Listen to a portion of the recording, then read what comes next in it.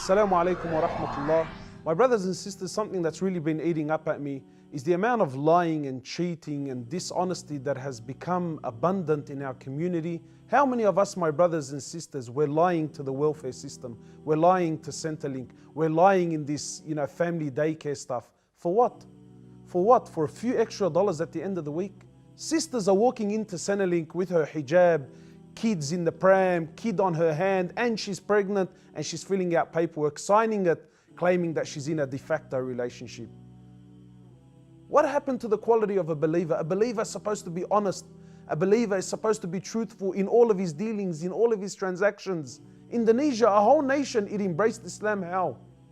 Because they seen how the Muslims used to deal in their business and they knew this was something special. These people are too honest. This was something special and they embraced Islam. A whole nation. Yet look at the way we deal. Our beloved Prophet Muhammad sallallahu alaihi wasallam was always concerned about his earnings. Always concerned that everything he earns is halal. To the point where, imagine, the Prophet of Allah, he's seen his grandson Al-Hassan and he had a date in his mouth. Imagine this is a young boy who had a date. The Prophet of Allah, he ran to his grandson and took the date out of his mouth. He said to him, "What are you doing? Don't you know that this is charity?" And the family of the Prophet Muhammad sallallahu alaihi wasallam, he doesn't eat from the charity. Imagine a date, he was concerned about it. Yet you and I today, no one cares anymore. The Sahaba, imagine your mothers, our mothers, they used to say to our fathers what? They used to tell them, go out and earn that which is halal. Even if it's something small, we don't mind. Why? They used to say we can be patient on being hungry, but we cannot be patient on the hellfire. No one cares anymore. Lying. You're signing paperwork claiming that you're doing something and you're not, and you're earning money. And what you're not realizing, my brothers, just because everyone around you does it, that doesn't make it okay. This money that you're earning, wallahi, even if it's $1, this dollar is haram. It's haram, and everything that you do with this $1 is haram.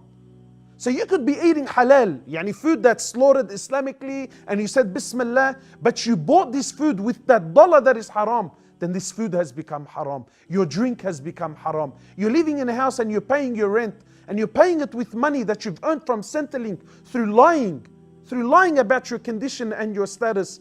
Then your living in this house has become haram. People always complain to me and they tell me, brother, I make dua and I don't feel connection. I pray and I'm not feeling anything. Why? Because of this. Because of this is playing a massive role. The Prophet of Allah used to always warn his companions, be sure that everything you eat and everything you earn is halal. Why? Because it has a direct effect with our connection with Allah subhanahu wa ta'ala. And finally, for those people who want to claim to me that, oh brother, look, we're living in a non-Muslim country and we're in a state of war, so therefore we're allowed to cheat and lie. Where do you get this from? And then when we look at our beloved Prophet Muhammad sallallahu alaihi wasallam, look at the way he was. When he was in a real state of war, when the people of Mecca were after him and they had a bounty on his head and they were going after him to kill him and have his head, and the Prophet of Allah, he left Mecca to go to Medina, what did he do?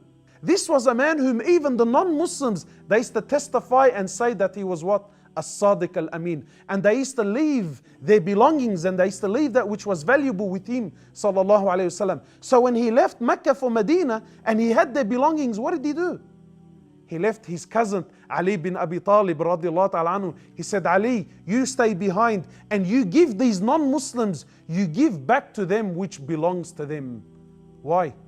If that was you and I, who cares, brother? Rip them. Take their stuff and run. No, this is not Islam. The Prophet of Allah, he left Ali back to give back to the people which belongs to them, because as a Muslim, we don't take anything that doesn't belong to us, even if it's something minute. We ask Allah subhanahu wa ta'ala to make us of those people who only earn that which is halal and to put barakah in our living and in our eating. And until next time, assalamu alaikum wa rahmatullah.